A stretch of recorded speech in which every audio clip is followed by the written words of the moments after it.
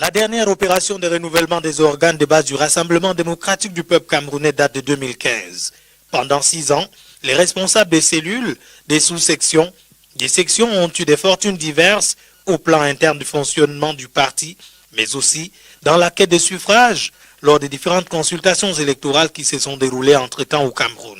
Si le parti du flambeau ardent est resté fidèle à ses idéaux, notamment le respect des institutions républicaines, il reste que le RDPC mérite une cure. Et c'est normal, cela figure dans les statuts du RDPC. Il y a l'autre raison, c'est que le parti a mordu la poussière lors des dernières élections municipales et législatives dans certaines circonscriptions électorales.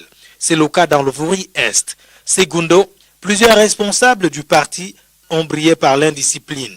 Ceux-là ont dû être recadrés par l'instance compétente du parti.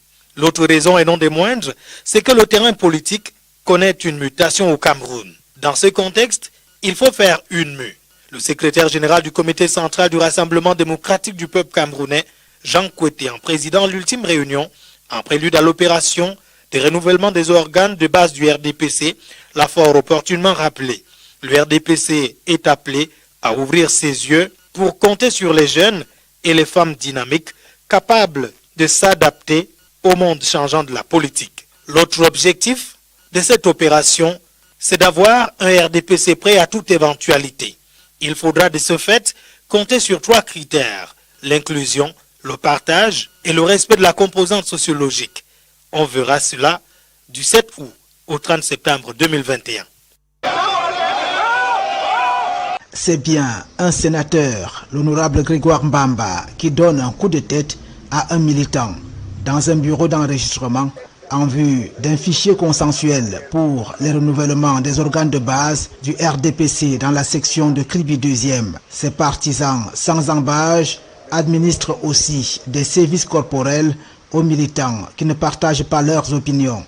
Donc, pour la région et tout le monde, vraiment, qu'on nous laisse tranquille, parce que nous sommes mis en danger.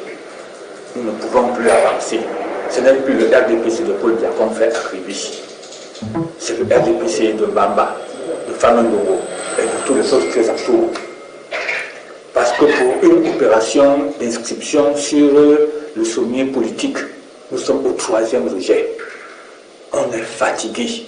Les militants sont fatigués de ce rejet-là. Pourquoi chaque fois c'est Mbamba qui a gain de cause? Est-il un dieu? Est-il un homme au-dessus de tous les autres hommes? Et maintenant, même que nous sommes d'accord d'aller à une inscription, on vient nous molester. Nous sommes molestés parce que nous voulons nous faire inscrire.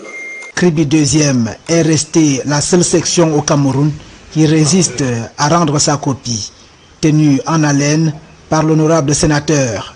On n'est pas là pour nous pousser à dire que si vous ne voulez pas vous sanctionner, mais sanctionnez-nous, ça va rien changer.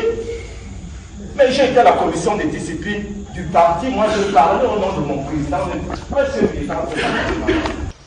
Sa puissance, qui inquiète plusieurs ici, est connue de tous, et les militants en appellent à l'arbitrage du comité central.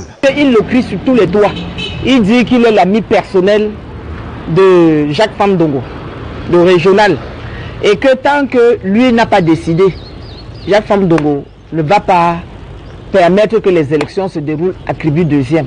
Il y a une complicité entre le ministre d'État, Famandongo, régional, et le sénateur. Parce que d'ailleurs, il ne se cache pas pour nous dire qu'il a le soutien de la région, qu'on ne peut rien faire. Raison de plus, il a mis de côté nos listes. Je vous dis clairement que le ministre d'État, Famandongo, et Mbamba ont des relations incestueuses. Donc on ne peut pas solliciter l'arbitrage au niveau des Boloba pour quelqu'un qui viendrait nous mettre à mal. Nous sollicitons l'arbitrage des gens neutres, c'est-à-dire du comité central. L'immunité parlementaire du sénateur et son caractère impulsif tiennent même les autorités locales dans un silence suspect qui renforce la psychose ici dans la cité balnéaire de Kribi.